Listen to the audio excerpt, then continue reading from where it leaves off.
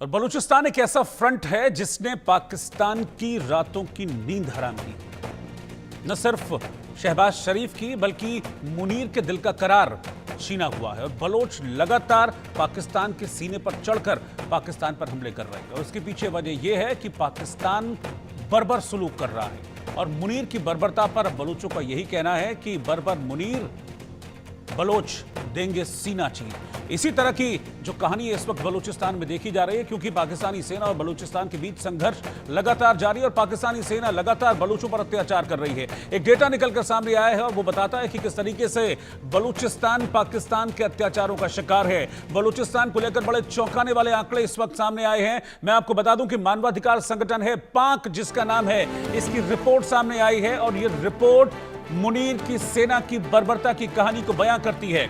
अप्रैल महीने में पाकिस्तानी आर्मी ने बलूचिस्तान से 151 लोगों को अगवा किया, 151 लोगों का किडनैप किया और इसमें 23 बलूचों को पाकिस्तान आर्मी ने मौत के घाट उतार दिया। इस वक्त की ब्रेकिंग न्यूज में आपको बता रहा हूं। मानवाधिकार संगठन है पाक, नाम से यह मानवाधिकार संगठन है, जिसकी रिपोर्ट सामने आई है। बलूचिस्तान को लेकर इसने जो आंकड़ा जारी किया है उसके मुताबिक सिर्फ अप्रैल महीने में, एक महीने में 23 बलूचों की हत्याएं की हैं जो ऑन रिकॉर्ड हैं और न जाने ऐसे कितने हैं जिनके बारे में कुछ पता ही नहीं है। ये वो लोग हैं जो ऑन रिकॉर्ड हैं, जिनको उठाया गया और फिर उनको मौत के घाट उतार दिया गया और उनकी लाशें तक उनके परिवार वालों को नहीं मिली। और 151 लोग थे जिनको किडनैप किया गया है, लेकिन उनके बारे में अभी तक कोई भी जानकारी सामने नहीं आई है। और ऐसे ही लगातार जो मुनीर की सेना है वो बर्बरता करती है बलूचों के खिलाफ और इसलिए जो बलोच हैं वो पाकिस्तान के खिलाफ ऐलान जंग कर चुके हैं। मेरे साथ दो खास मेहमान हैं, lieutenant colonel retired J S. Sodhi, defence expert, और प्रोफेसर मनोज कुमार, विदेश मामलों के जानकार। आप दोनों का बहुत बहुत स्वागत है। कर्नल सोढ़ी, मैं पहले आपके पास आ रहा हूं। ये डेटा जारी किया गया है और इस डेटा में बताया गया कि किस तरीके से जो बर्बर मुनीर हैं वो और उनकी सेना बलोचों पर जुल्म ढा रहे हैं। अप्रैल महीने का डेटा ये कह रहा है कि 23 की हत्या की गई, 151 को अगवा किया गया। मुझे लगता है कि जो ओरिजिनल डेटा अगर होगा वो इससे कहीं ज्यादा होगा, क्योंकि बर्बरता बहुत है इनकी और अगेंस्ट बलूचिस्तान तो बहुत ज्यादा है। जय हिंद रोहित जी, ये मेरा सौभाग्य कि मैं आपके न्यूज चैनल को पहले साथ हूँ। पाकिस्तानी सेना ने बलूचिस्तान में अभी हाल से यही अपनी क्रूरता दिखाई है। ये चीज 27 मार्च 1948 से पाकिस्तानी सेना बलूचिस्तान में करती आई है, जिस दिन बलूचिस्तान को अपनी इच्छा के विपरीत फोर्सिबली विलय कर दिया गया था पाकिस्तान में। 27 मार्च 1948 से लेकर आज तक पाकिस्तानी सेना ने वहां पे जो अत्याचार किए हैं, हजारों लाखों बलोची औरतों का बलात्कार किया है, कितने हजारों आदमियों को मार डाला है, बच्चों को अपाहिज कर दिया है, मार डाला है। ये जो मैं कहूंगा क्रूअल्टी है पाकिस्तानी सेना की, वो कई दशकों से चलती आ रही है। लेकिन हाल में ये सामने आई है क्योंकि अब सोशल मीडिया का जमाना है और 24/7 न्यूज चैनल्स का जमाना है और खास करके आज का जमाना है इंडिपेंडेंट पत्रकारिता का, जैसे आपका चैनल है जो बलूचिस्तान की सच्ची बातें दिखाता है और भारत को नहीं पूरी दुनिया को ज्ञात होता है किस तरह से पाकिस्तान अत्याचार कर रहा है। मेरा नमन और सलाम इंडिया न्यूज को, रोहित जी आपको, कि आप लोग कितने अच्छे कार्यक्रम अपने न्यूज चैनल पे लेके आते हो ताकि पूरी अंतर्राष्ट्रीय दुनिया को पता चले कि पाकिस्तान क्या क्या अत्याचार करे बलूचिस्तान में।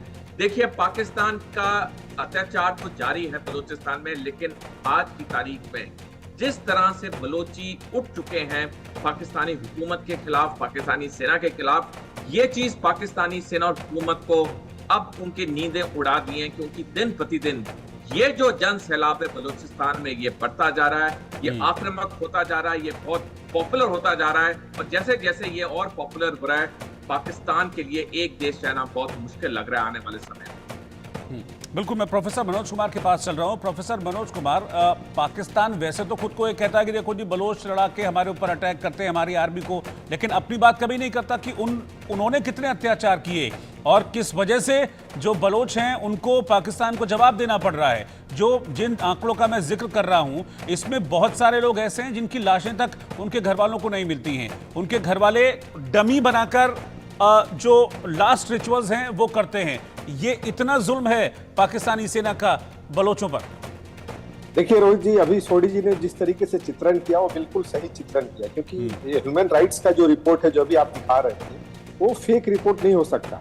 और ये इसे आज के डेट में पूरा विश्व इस चीज को देख रहा है। और अब रही बात, देखिए आज के डेट में कोई भी जब देश बनता है, नेशन बनता है, तो उसका कुछ क्राइटेरिया होता है, और जो कि बलूचिस्तान उसको पूरी तरीके से फुलफिल कर रहा है। वो चाहे पॉपुलेशन वहाँ का आप देख लीजिए, वहाँ का जो डिफेंस टेरिटरी है उसको देख लीजिए, वहाँ एक गवर्नमेंट भी है, और जिस प्रकार से सॉवरेनिटी की जो बात होती है, तो सारी चीजें फुलफिल कर रहा है। अब रहा अंतर्राष्ट्रीय सपोर्ट की बात, क्योंकि देखिए आंतरिक रूप से अभी 1948 से जो बात वो बता रहे थे बिल्कुल सही है, और हमेशा से पाकिस्तान ने वहाँ के जो मतलब जो रिसोर्सेज है उसको यूज करने के लिए वहाँ के ऊपर बहुत ही मतलब अनह्यूमन तरीके से अत्याचार किया है, जिसको मतलब कोई भी सभ्य समाज या कोई भी देश उसको सपोर्ट नहीं कर सकता। अब रही बात पाकिस्तान, देखिए एक आर्टिफिशियल नेशन रहा है। पाकिस्तान का जो भी ओरिजिन हुआ है वो कभी भी नेचुरल नहीं रहा, वो कृत्रिम है। आप अगर उसके चारों प्रांत को देख लीजिए, चाहे वो बलूचिस्तान हो, खैबर पख्तूनख्वा हो, पंजाब हो और सिंध हो, तो आप देखेंगे तो चारों अपने आप को अलग देश बनने के लिए बिल्कुल तैयार है, क्योंकि किसी भी नेशन की एक आइडेंटिटी होती है।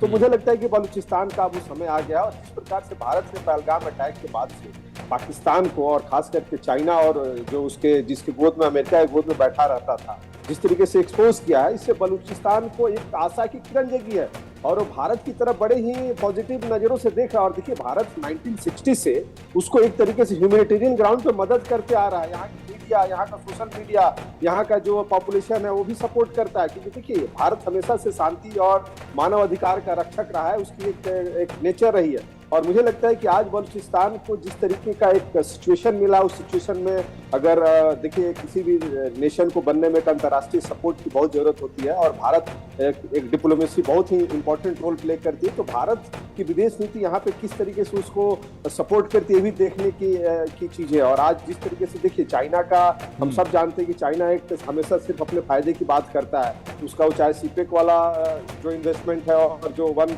रोड वन बेल्ट वाला है, वो सारे आप समझ सकते हैं कि बलूचिस्तान से ही होके गुजरता है। और एक चीज और मैं आपको आंकड़ा देना चाहूंगा कि वहाँ पे 70% लोग जो हैं वो बिल्कुल मतलब बिलो पॉवर्टी लाइन पे, गरीबी रेखा से गुजर रहे हैं। वहाँ पे आपको 1 लाख में पाकिस्तान का 278 मतलब मोर्टेलिटी रेट जो बच्चे मारे जाते हैं, और वहीं पे आप बलूचिस्तान में देख लीजिए तो 785 है। तो आप देख सकते हैं कि पाकिस्तान किस तरीके से एट्रोसिटी कर रहा है। सिर्फ वो जो वहाँ के फ्रीडम फाइटर्स है उनके ऊपर ही नहीं, बल्कि जो नवजात शिशु है उनके ऊपर भी अत्याचार कर रहा है। तो मुझे लगता है कि आप इसमें पूरे विश्व को उसके साथ खड़े होने का समय आ गया है। और रही बात साउथ एशिया रीजन में, भारत एक बहुत ही बड़ा स्टेक होल्डर है। भारत आप देख सकते हैं किस तरीके के पोस्टर आ रहे थे, भारत का तिरंगा और वहाँ का झंडा।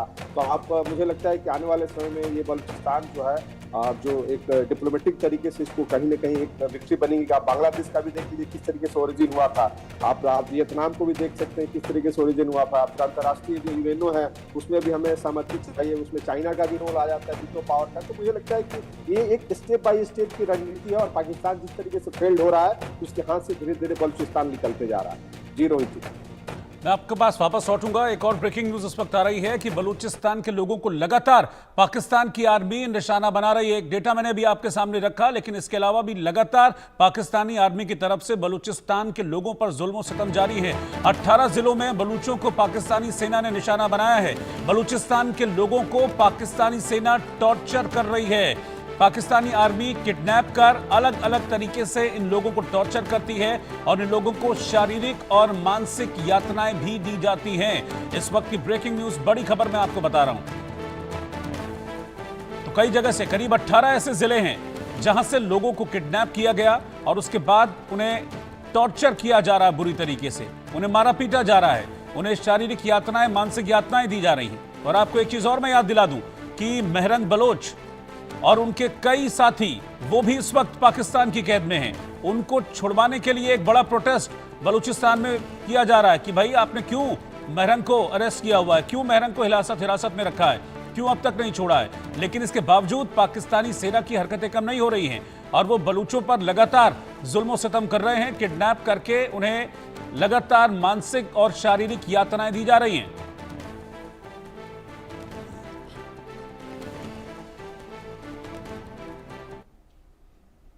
तो तो लगातार जो बलूचिस्तान के लोगों पर जुल्म है वो पाकिस्तान के बढ़ते जा रहे हैं और मानवाधिकार संगठन की जो रिपोर्ट है पाक की, वो रिपोर्ट इस चीज को और पुख्ता कर रही है कि कैसे पाक आर्मी बर्बरता करती है बलूचों के ऊपर। बलूचिस्तान पर पाकिस्तानी सेना लगातार अत्याचार कर रही है। बड़े चौंकाने वाले आंकड़े निकलकर सामने आए हैं और ये आंकड़े बता रहे हैं कि कैसे पाकिस्तानी सेना आम बलोच को किडनैप करती है, उन्हें टॉर्चर करती है, उन्हें मौत के घाट तक उतार दे रही है। दरअसल जो संघर्ष है वो इसी बात को लेकर है कि बलोचों का कहना है कि पाकिस्तानी सेना हमको टॉर्चर करती है, पाकिस्तानी सेना हमारे जो खनिज हैं वो जबरदस्ती चाइना को दे रही है। सीपैक गलियारे का वो लोग विरोध कर रहे हैं। इस बात को लेकर संघर्ष है, बहुत लंबा पुराना संघर्ष है जो लगातार बढ़ता जा रहा है। मैं सोडी साहब आपके पास आ रहा हूं। अगर पाकिस्तानी सेना को यह लगता है कि वो इस तरीके से किडनैप करके, टॉर्चर करके बलूचों का मनोबल तोड़ देंगे तो फिर ये गलत है और शायद पाकिस्तान इसको ठीक तरीके से टैकल नहीं कर पा रहा है, क्योंकि अगर वो दब रहे होते या डर रहे होते तो फिर वो रिवर्ट नहीं करते। यहाँ तो अगर वो जो पाकिस्तानी सेना है वो उन पर अटैक करती है तो वो उस पर जबरदस्त डबल अटैक करते हैं पाकिस्तानी सेना पर। तो ये हल ऐसे नहीं निकल पाएगा इसका।